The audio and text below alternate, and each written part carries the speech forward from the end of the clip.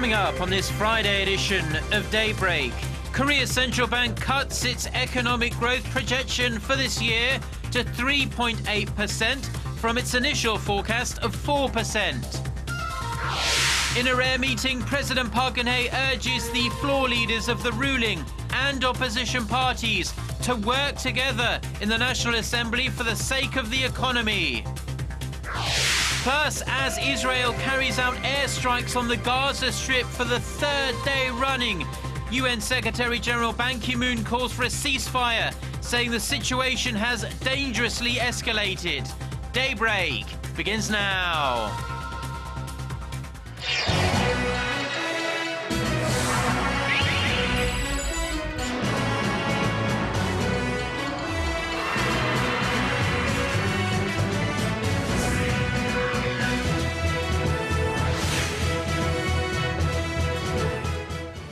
Hello and thanks for joining us. To our viewers around the world, it's 6 a.m. on Friday, July 11th here in Seoul. I'm Mark Broom and you're tuned in to Daybreak.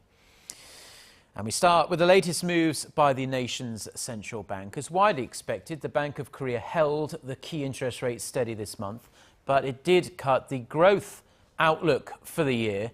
The central bank cited the negative impact of April's ferry disaster on domestic demand, but it was at pains to stress the Korean economy remains on a recovery path. Hwang Ji-hye reports. The Bank of Korea expects the domestic economy to grow 3.8% this year, down 0.2 percentage points from its earlier forecast. It also cut its growth forecast for next year to 4% from 4.2%. Giving out a new growth outlook on Thursday, the central bank said the revision is due to sluggish domestic demand brought on by the ferry disaster in April. Although the new forecast indicates a slowdown in the pace of recovery, the bank said that it does not indicate a radical change in the bank's view that the overall domestic economy remains on a recovery track. But it did open up the possibility of a rate cut down the road. This 3.8% growth is still matching up with the nation's potential growth rate. But the concern now is that there are bigger downside risks than upward potential. The downside risk, the central bank says, is again coming largely from the ferry tragedy as well as the strengthening local currency trend. We still can't rule out the possibility that the worsened economic sentiment due to the disaster will go on for a longer period of time. The central bank has been under pressure for a rate cut as Finance Minister nominee Choi Kyung-hwan urged the bank to seek easier monetary policies to spur growth. For this month, the central bank kept the key rate steady at 2.5% for the 14th straight month. While the central bank is taking a wait-and-see approach for the time being, some market analysts expect that a rate cut could come as early as next month. Hwang Ji-hye, Arirang News. Now, in politics, President Park Geun-hye's grand plans to reform the nation in the wake of April's Sewol-ho ferry disaster have been stuck in first gear, due in large part to the deadlock in the National Assembly. So, in an attempt to drum up some harmony, the President on Thursday invited the floor leaders of the ruling and opposition parties to the presidential office for their first such meeting. Choi Yoo-sun reports. It was the first time President Park had invited the floor leadership from both the ruling and opposition parties to the presidential office. The president, who has been criticized for a lack of dialogue and cooperation with the opposition side, positively assessed the weekly meeting between the rival parties' floor leadership. 국민을 위한 상생에 국회로 이제 그 상을 잘 만들어가면 국민들께서도 크게 박수를 치시리라고 생각을 합니다. A major development from Thursday's talks was an agreement to pass a bill designed to prevent a repeat of a tragedy like April's deadly ferry accident. With an aim to pass the special legislation on the Sewol-ho ferry at the July 16th plenary session, the policy chiefs of the two parties will start negotiating the bill with the standing committees. The rival parties need to narrow differences over the Sewol-ho ferry investigative committee's authority and ways to compensate the victims and their families. President Park asked for bipartisan support behind her government and public sector reform-related bills put forth in the aftermath of the ferry disaster and a series of bills aimed at revitalizing the economy. A key part of the president's government restructuring plan involves setting up a safety ministry to oversee the management of all forms of natural and man-made disasters. The two parties in response said they'll seek to pass the bills next month. To the opposition's request that the president reconsider two controversial cabinet nominations, President Park said she would take it into consideration. The president asked the opposition to participate in her envisioned Inter-Korea Unification Preparatory Committee and said she hoped to meet both parties' floor leadership on a regular basis. Choi Yoo-sun, Arirang News. Now staying with politics, and with only 3 weeks left until crucial by-elections here in Korea, the nation's two main political parties are gearing up for a rematch after last month's local elections ended in a virtual draw. Kim Young-gil reports. The race for the July 30th parliamentary by-elections got underway Thursday with 2 days of candidate registration at the National Election Commission. 15 assembly seats are up for grabs, the largest number in Korea's by-election history. Campaigning will officially start on July 17th and continue for 2 weeks until Election Day. For Korea's two main political parties, the by-elections will be far more than an opportunity to expand their presence in the National Assembly, as neither one emerged as a clear victor after local elections on June 4th. Currently, the ruling Saenuri Party holds 147 of the 300 parliamentary seats, while the main opposition New Politics Alliance for Democracy has 126. The ruling party is vying to gain a majority of the vacant assembly seats, while the main opposition party is looking to garner a win in important constituencies in Seoul and the surrounding Gyeonggi-do province. Seoul's Dongjak-bi district is considered strategically important to both parties, as the district's parliamentary seat is not only in the heart of Seoul, but is the former district of 7-term lawmaker and Saenuri heavyweight Chung Mong-jun. Experts say that as the 15 constituencies are spread around the nation, with 6 being in the metropolitan area, including 1 in Seoul, the mini general election could act as a referendum on the government. In appealing to voters, the Saenuri Party will emphasize the need for a national reform drive and supporting the president, while the Unified Opposition Party will continue to highlight government's mishandling of April's ferry tragedy. But unless the main opposition party can provide viable alternatives to the ruling party's policies, neither party will have a clear advantage. Kim Young-gil, Arirang News. Now, President Park Geun-hye's chief aide, Kim Ki Joon, has rejected claims that the presidential office of Cheongwadae is the ultimate control tower in dealing with disasters. Speaking at a meeting of the Special National Assembly Committee on the Sewol-ho ferry disaster on Thursday, the presidential chief of staff said the Central Disaster and Safety Countermeasures Headquarters under the Ministry of Security and Public Administration played the role of the control tower. He went on to say that the presidential office is only responsible for reporting the situation to the president, not for ordering rescue operations.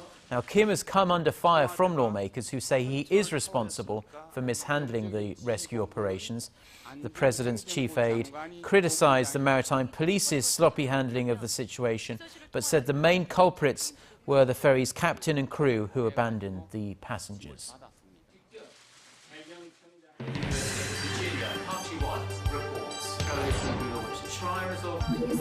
We start before the sun rises to bring you the latest stories out of Korea. We also lead the way with important global coverage. Stay on the pulse of what is happening with Daybreak.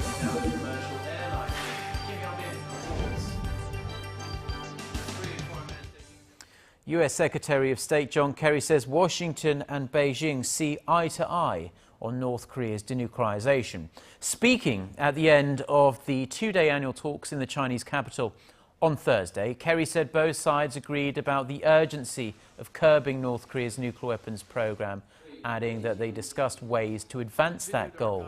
The U.S. official also said China must do more and play a unique role in persuading Pyongyang to give up its nuclear weapons. Now, North Korea was one of the handful of areas on which they promised closer cooperation, but the world's two largest economies made little to no progress on China's alleged cyber hacking, as well as territorial and humanitarian issues. More than 60 years of separation have made North and South Korea two very different places, and although Koreans from both sides of the border share the same language, their understanding of one another is extremely limited. This is most true for the younger generation of South Koreans who will be looked upon to lead if and when unification occurs. It was with this in mind that the South Korean government hosted a special youth camp on Thursday. Our Shin Se-min reports. This 24-year-old North Korean defector, known only by his family name Kim, fled his home country because of economic hardships. His first attempt at defecting ended in failure, and he was sent back to the north, where he ended up serving time in a prison camp for fleeing. But his desire for freedom never waned, and Kim finally made it safely to the south 7 years ago. Facing some 100 South Korean middle school students at a youth unification leader camp held on Thursday, Kim and one other North Korean defector shared their stories as part of a program organized by South Korea's Ministry of Unification. The goal is to raise awareness among younger South Koreans about their neighbors to the north and prepare them for possible unification in the future. Now that Kim is legally a South Korean citizen, he says he wants to study. I want to study so I am prepared for the future, especially when the two Koreas unite, because I have to help those North Koreans adjust to the changes. And until that day comes, South Korean students have goals of their own. Spreading the vision for unification is something I continue to do with my friends, so eventually I can go to the north and better appreciate our history through cultural assets. Although we were brought up under different political systems as Korean people, it is our job to embrace all people until we can freely commute anywhere on the peninsula. Shin Se-min, Arirang News. Now, in some tech news, Korea laps the world in average internet connection speeds, but the country's staggeringly fast internet and wireless network speeds didn't just happen by chance. Fierce competition in the telecom industry right here in Korea to meet the high demands of local customers continues to this day to drive the rapid pace of ongoing development. Connie Kim reports. Using the world's fastest wireless network, Bang Mi-sun can download an hour-long online course on her smartphone in about 30 seconds. Using the mobile IPTV, I stream movies and take online courses while I'm on public transportation. It's very convenient. I can download the videos quickly and watch them in high definition without ever getting disconnected. Necessity may be the mother of invention, but competition doesn't hurt either. A fierce battle for network speed in Korea's telecom industry gave birth to the broadband LTE Advanced Network. We found our customers wanted to download larger-sized videos. With the launch of the LTE-A service nationwide, we are now able to better meet those needs. About half of all smartphone users have used their devices to download movies, and Kim says that the number is expected to reach about 70% within 4 years. The service is almost 3 times faster than the existing LTE networks and 15 times faster than the 3G services that have been available since 2006. But the speedy broadband LTE-A network won't be limited to smartphones. The convergence of broadband LTE-A and other related industries, such as wearable devices and the Internet of Things, will gain momentum. The smart car and smart building sectors, along with the big data industry, are other possible benefactors of the fast speeds that broadband LTE-A have to offer, not to mention its capacity to accommodate large amounts of information at lower costs. And the next upgrade on top of this broadband LTE-A is expected to be commercialized at the end of this year, and that means it's going to be quite costly for ordinary consumers to keep up with this trend, given that these smartphones don't come cheap. Connie Kim, Arirang News. Samsung is looking into allegations that one of its suppliers in China hired children to work at its assembly lines. A report by the US-based activist group China Labor Watch claims that the tech giant's supplier Shenyang Electronics in Dongguan, southern China, was using children to manufacture its products. Samsung said it was taking the allegations very seriously and would take the appropriate steps to prevent any cases of child labour. 2 years ago, China Labour Watch made similar claims, saying that children were being exploited in a Samsung supplier factory.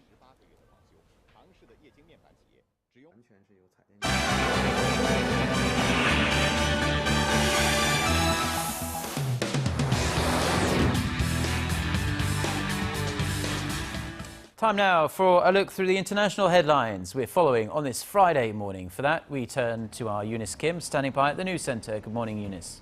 Happy Friday, Mark. A particularly deadly third day of Israeli aerial assaults on the Gaza Strip as dozens more were killed, bringing the number of casualties since the launch of Operation Protective Edge to at least 85.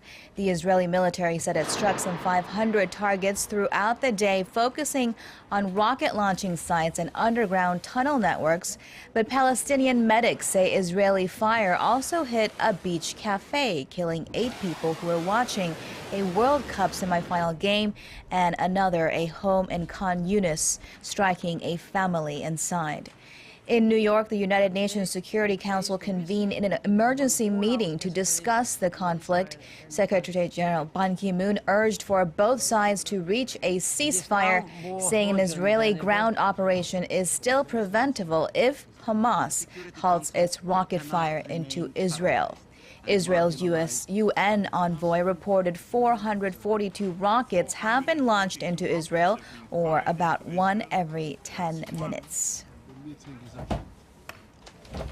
In a dramatic display of worsening U.S.-German relations, German Chancellor Angela Merkel has ordered the CIA's Berlin station chief to leave the country. It comes as Berlin discovered a suspected U.S. spy in its own defense ministry, days after a German foreign intelligence worker was detained on suspicions he too was a CIA informant. Merkel said spying on allies is a waste of energy, adding there are many important problems on which attention should be focused. The chancellor is among the Germans whose cell phones are believed to have been tracked by U.S. agents. Chinese hackers broke into U.S. computer networks holding the personal data of all federal employees, apparently with an eye on those who applied for top security clearances. The breach attempt happened in March, according to the New York Times, and confirmed by Homeland Security officials, though it is unclear whether any information was stolen and whether the Chinese government was involved. The news broke as U.S. Secretary of State John Kerry was in Beijing for bilateral talks to thaw tense relations over the cybersecurity. China's Foreign Ministry spokesman Hong Lei called the Times article a part of an irresponsible anti-China smear campaign. And finally, Syria's 3-year civil war has claimed some 170,000 people, 1/3 of them being civilians, according to a new toll released by the Syrian Observatory for Human Rights. That's nearly 56,500 civilians, including nearly 9,100 children who died in the conflict, documented beginning on March 18, 2011. The toll included some 15,400 outsiders who entered Syria to join the jihadist fight.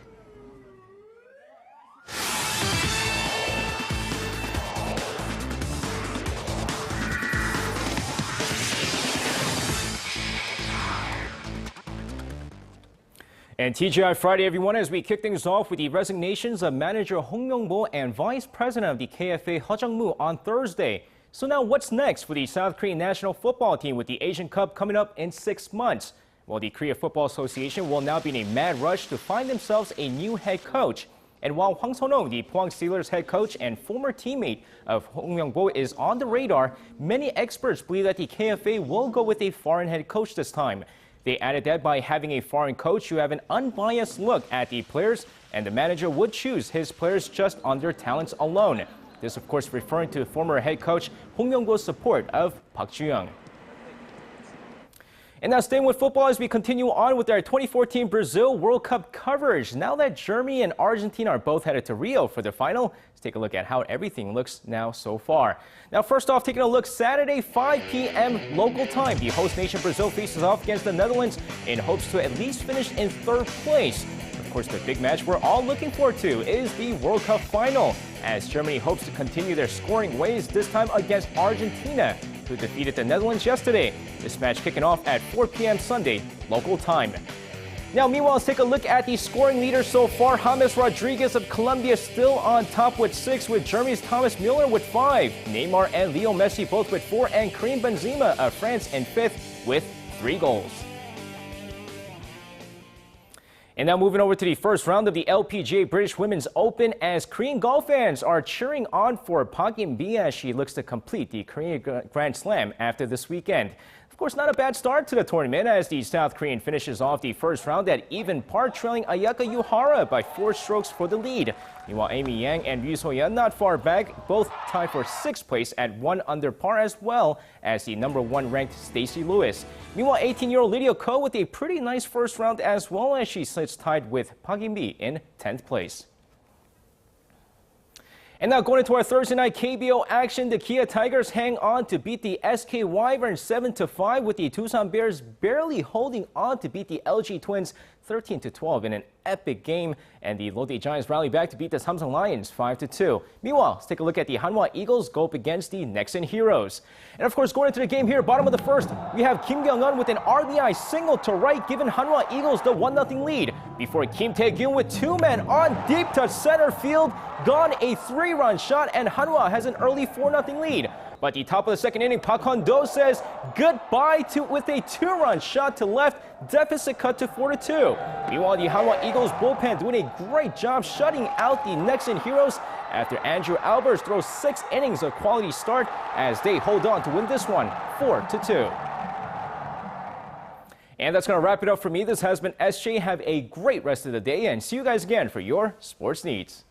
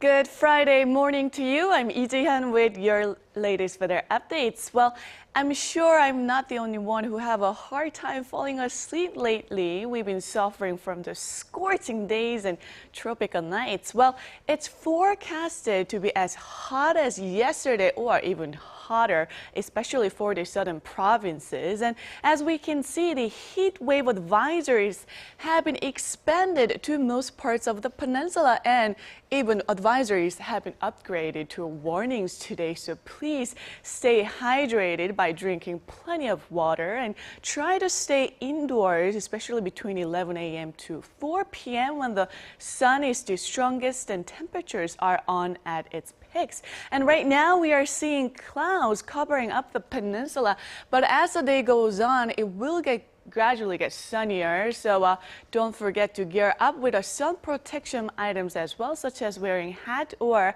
good amount of sunblock before heading out. So please do keep that in mind, and let's take a closer look at the readings for today.